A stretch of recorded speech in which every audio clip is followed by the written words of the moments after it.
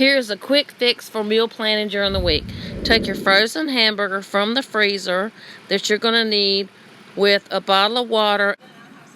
So you're going to unwrap your frozen meat that's in the tube, or get the frozen meat that's in your Ziploc bag from your freezer. Open your Instapot, place the trivet inside, and 2 cups of water.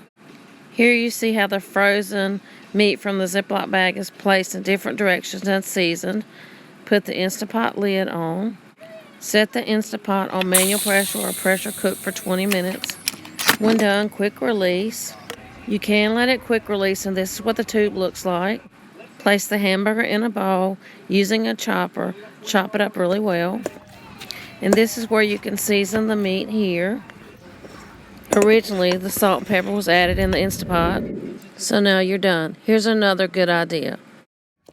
If doing taco seasoning, add it here with a little hot water, about 1/4 of a cup.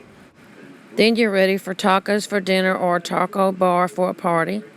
Or once the meat is cooled, put it in meal prep containers.